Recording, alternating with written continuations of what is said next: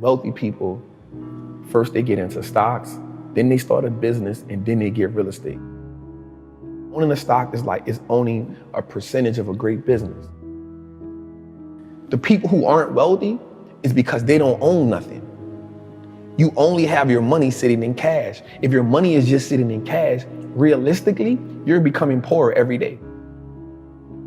The key to wealth is through ownership. At about 9 or 10, I saw my moms get shot in front of my face. My early years were surrounded with violence. I saw my mama selling drugs. I saw my mama robbing. I saw my moms get robbed. I saw her get shot, and then she later on went to prison, right? So I saw that early. At 14, my mom was in prison and I lost my grandmother, which was who I was living with at the time. 14, I'm homeless. I'm just on survival mode. Like the world, I just want to get to the next day. I want to make as much money as I can selling crack. So at 16, I go to prison for attempted murder on robbery. But in prison, I had a fight with two of my homies. In prison, we fight for like 4 hours. Jeez. Back to back, I'm just fighting one after another one. Like we just fighting. And I go to solitary confinement. And at this time, all these parish prisons is considered like one of the worst parish prisons in the United States of America, right? And I go to the cell and I meet this white guy. That was the turning point of my life. He was like, man, listen, man, there's a game that's being played and you're playing a game that you can't win. For a minute, I just started thinking about the people who I knew that was in the streets. Everybody lost, everybody suffered the same fate.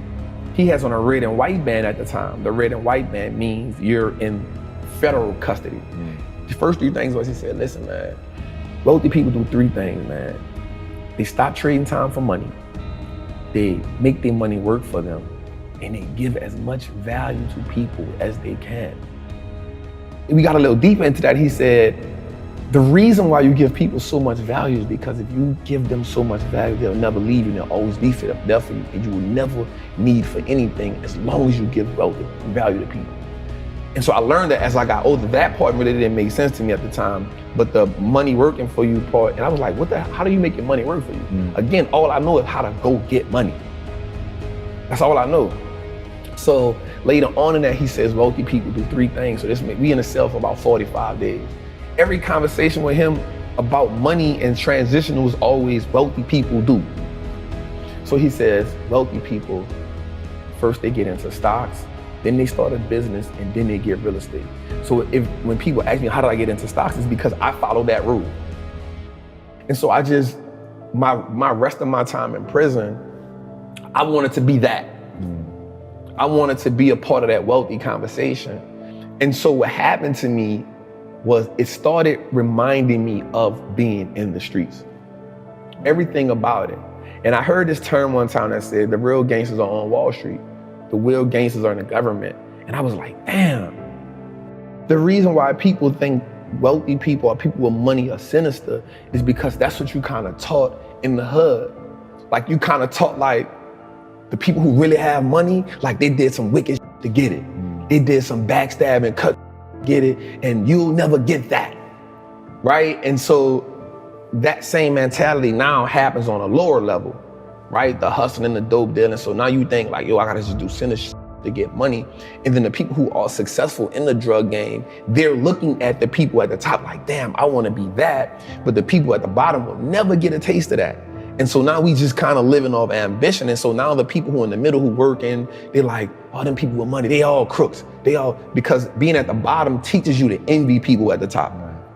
It just happens. It's something that brews down there, right? It's kind of like when you cook. I don't know if you had gumbo before, right? But it's kind of when you cook food, right? The base goes to the bottom.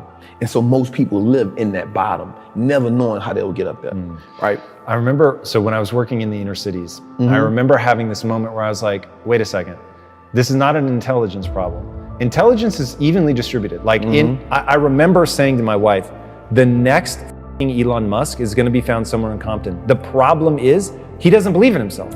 And so he's not gonna do anything. And so I became obsessed with this idea that generational poverty is not about money, it's about mindset.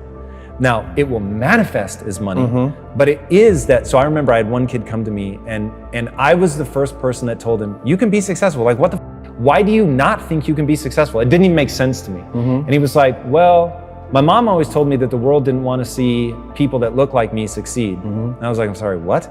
I'm like, even if your mom had good intentions, that is the worst advice ever, because if you think you can't be successful, that will govern the way that you move, right? So Kobe Bryant, people that have listened to me for a while have heard this quote 1,000 times, but boos don't block dunks.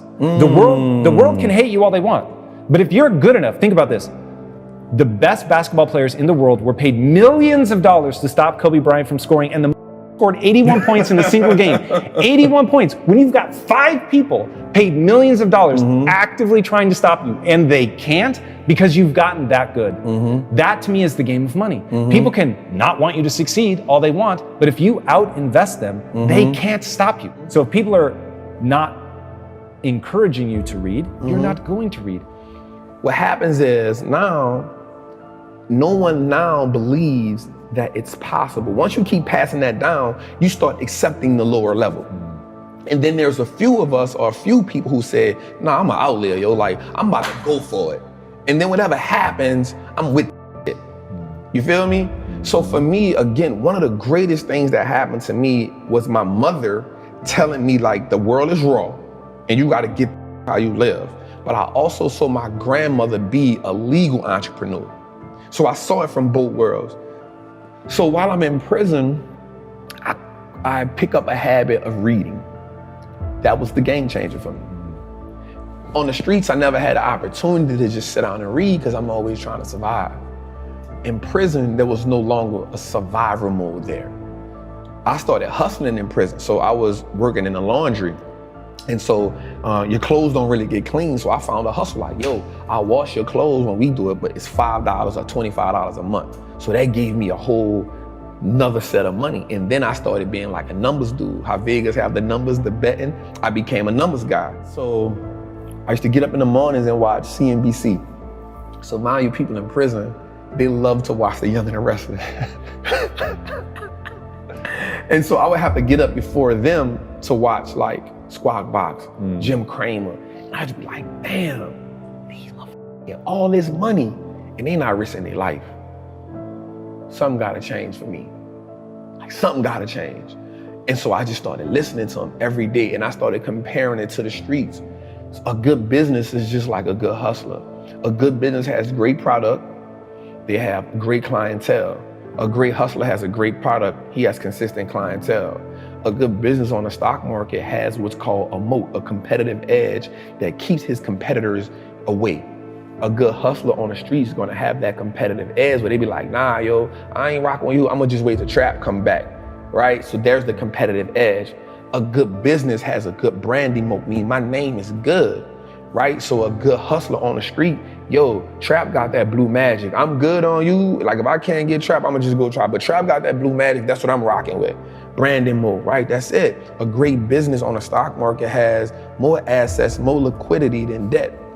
A good hustler on the street is, if you don't learn how to fund your business, if you're operating where all you have is re-up money, you're not gonna last long. So those components reminded me the same. On the stock market, in the world, if a company's paying tariffs, that's equivalent to a dude on the street going pay draft to go hustle in somebody's hood. Like you can't hustle over here unless you pay me draft. It's the same as a tariff. It's the same thing. Yeah. So once I broke the game down to a way that I can understand it, it wasn't about me just being brilliant. It was like, yo, how do I make the game winnable for me? Like once you start understanding the fundamentals, you give yourself power because you now understand, like you said, you see how the machine works, right? And so most people look at the machine and marvel and say most people look at the stock market, 98% of the people who I know look at the stock market and say, yo, that's not a game I can play. I'm staying away from it. And so the way it's set up is, the world is set up, well, listen, cool, I don't even want you to play. Just give me your money, I'll play it for you. Right. So when we look at like banks, like we understand that banks don't necessarily work in our favor, right? So banks only give us 0.05% interest on the money we have there. Well, we can get 8% just by putting our money in an index fund. So why would I just sit my money in a bank and let the bank make all the money? Because all they're gonna do is invest the money for you. So they now operating as the plug. They operate now as the man who, I'm gonna front you this, I'm gonna make my money, I'm gonna take the cut, I'm gonna give you just enough to keep coming back. I wanna go to the plug. Who is the plug? The stock market. The relationship with money in my community is you make money just enough to pay bills. And so once you get tired of paying bills, you say, you know what? I need to treat myself to something, right? No matter if I gotta go in debt, no matter if I need to treat myself to something to take this misery away. So you treat yourself to something that you can't afford at the time, right? But it makes you feel good in the moment. And so because it makes you feel good, you say, you know what? I'm living. This is a reprieve from everyday struggle. So that's the mindset comes in and say, everybody around me had the same problem. No one represented the solution. So if I don't change something, I'm only going to end up like everybody else I know. Somebody has the solution somewhere. There's too many people out here living the life of their dreams that I'm watching. They know something I don't know. And the only thing that they had was access to a different type of information. In 2010, this is after I'm home from prison now, right? I'm home from prison. I'm back in the streets hustling. Because even though I have the information, I don't have the money, right? And I'm like, well, I gotta get the money. My door gets kicked in 2010. They get 8 pounds of weed, $10,000. Yeah, by the cops. 8 pounds of weed, $10,000, a 223, a 40 with extended clip and a beam, and 100 X pills. So the cop tells me, you ain't learned your lesson. Like, you ain't learned your lesson. And I was like, damn, that was some, right? Like, I got knowledge, I got information, but I still fell victim to the same shit that everybody around me knew. So therefore, the knowledge that I had wasn't powerful because it wasn't applied. So I was fortunate, God bless me. I wound up getting found out guilty because it's called fruit of a poisonous tree. So they kicked in my door, but they didn't have probable cause because they stopped me in my truck, didn't find nothing on me. So they went to my house, kicked the door in with no search warrant. So now everything you find is null and void. So now I get into the robbing game. So now I start robbing dope dealers. And I got in a situation where I was good at it. Me and my partner, God bless his soul. And then one day I almost got killed. And I go to my partner and I say, bro, I'm out. Like, it's a done deal. But when they kicked my door in, something happened. So they took my truck, they took my money, but they didn't mess up my stock account. I said, oh, okay. Start working as an iron worker, building stadiums, building power plants. It's crazy because I was making good money, $2,000 a week. That's good money to some, like, yo, $2,000 a week, yo, that's it. $2,000, $2,500, like, it was amazing. I started saving and investing 70% of my money. I was living bare minimum. I was like, if I'm gonna change, I gotta make like the hard choices. It's hard for people to make sacrifice because you gotta now go against and do without some of the things that gives you that momentary gratification, that simple, that's what keeps you alive. That's what keeps you going. Just to go on vacation one time a year, to get these pair of shoes that may cost me $1,000. I know I can't afford them, but I've worked so hard, I need that just to keep giving me something. You have a phrase, Wall Street looks like us now. Wall Street looks like us now. There's another phrase you say, but you should like put that same like stamp on it, is I own that. I own that. Because you talk about stocks in a way that sounds so rad, where it's like, you refer to yourself as an owner of the companies. Yes. And the thing is, it actually is true. Like you're not playing a linguistic game. It is true. But people don't think about it like that. But it's so much more powerful than having a cool pair of kicks is to say, I own the company that makes those kicks, or I own the company that makes that phone, or, you know, Tim Cook, the CEO of Apple, works for me. I'm a shareholder, right? It's really, really powerful. Explain that basic idea of ownership for people that might not quite put it together that stocks really are owning that company. So I actually got that term from Warren Buffett in one of his meetings. I want to say it was the 1995 shareholder meeting. And he said that owning a stock is owning a percentage of a great business. And so once I understood that concept, I understood that the key to wealth is through ownership. The people who aren't wealthy is because they don't own nothing. You only have your money sitting in cash. If your money is just sitting in cash, realistically, you're becoming poorer every day. Right. Or they own depreciating assets. And that's what cash is. It's a depreciating asset because the more money they print, the more money that money loses value. So if it's just sitting, it's the reason why the bank wants you to have your money there. So they can take it and use it and invest it so much and be like, hey, it's just sitting, I'm gonna give you 50 cents on whatever you had in there. Right. And so the idea of ownership was, yo, we can just start owning everything that no matter if it's just a stock.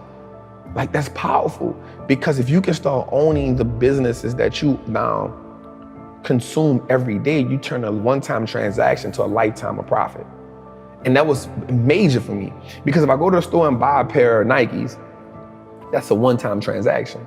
In order for me to get something from them again, I gotta come back and buy another pair of Nikes. But if I own the Nike stock, long as I own it, it's a profitable vehicle for me. So that one-time transaction can become a lifetime of profit if I own that business. If I'm gonna buy Apple, if I know I'm an Apple user, if I know I got the phone, I got the AirPods, I got the MacBook, I got the PC, I excited when Apple's about to drop something, why wouldn't I own it? As much of it as I can, right? Like, if I understand that concept, if I know America has one of the biggest trash problems in the world, right? So if I know that Waste Management is a company that's gonna be here forever because we aren't gonna stop throwing things away, why don't I own that company? Because I know everybody throws things away. And so now, instead of me getting excited about Apple Lime being around the corner because it's a new phone, I'm like, yo, y'all about to make me some money, right? So when I hear a company like Waste Management has bought 40 acres of disposable land for another landfill, I'm excited about that. And another great thing about the stock market is, for me, it now makes me pay attention to the world. And so now I understand what's going on in the world. I started learning business cycles, market cycles. You know what I'm saying? Like, because now I can understand, yo, this is okay. Things are going out of business. Okay, we're in this cycle. Okay, people are hiring. Okay, we're in expansion cycle. And so now I took an economic class on my own without just understanding the world. And so you start understanding when something is happening in China. Okay, something happening in China, so I own Apple. Apple has 20% of their revenue in China. Okay, they might take a little hit right now. You know what I'm saying? So the stock market helped me start understanding how the world moves, the fundamentals. Knowledge is what gives us leverage in life. It's not about how strong you are. It's about what you can learn.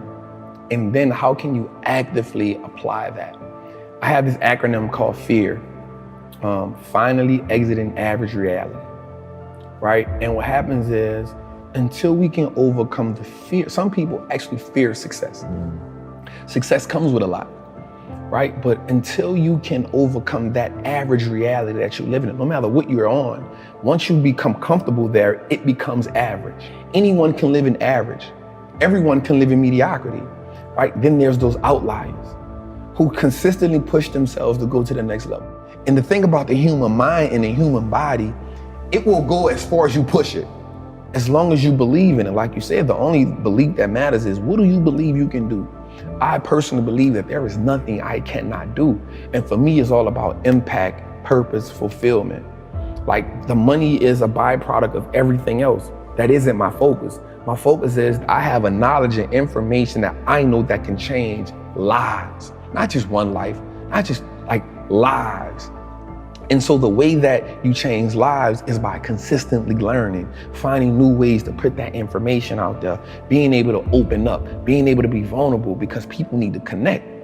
People connect to knowledge in the way that they can see two things that help people: imagery and vocabulary. So for me, it's always about, how do I attain as much? It's always a challenge for me. How can I attain as much knowledge as I can? Because I love learning, but then how do I take that and be able to now reciprocate it or give it to somebody who may not understand calculus or trigonometry, but if I can give it to them in this way, they can say, oh yeah, I got it. And there's more people that struggled in the world that has become successful. So struggle has to become a language that I struggle. So that's the language I'm great at.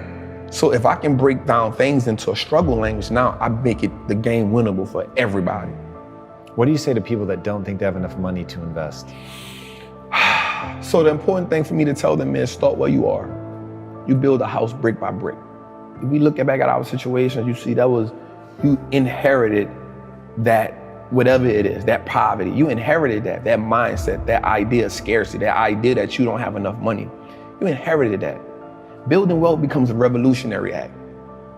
Because now you start saying, I'm gonna go against what I was taught, right? And so I said by starting with $25. If you can do $25 a month, that's cool. If you can do $25 a week, that's cool. Because what happens is, once you start understanding the power of how your money works, you'll start saying, yo, I don't need to do that because that's taken away from this.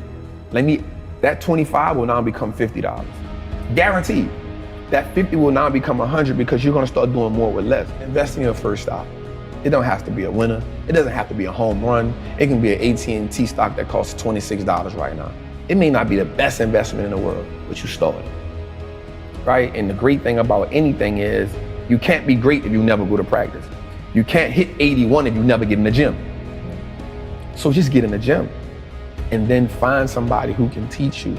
Be dedicated to understand the process. We have to understand the power in learning and being educated, man.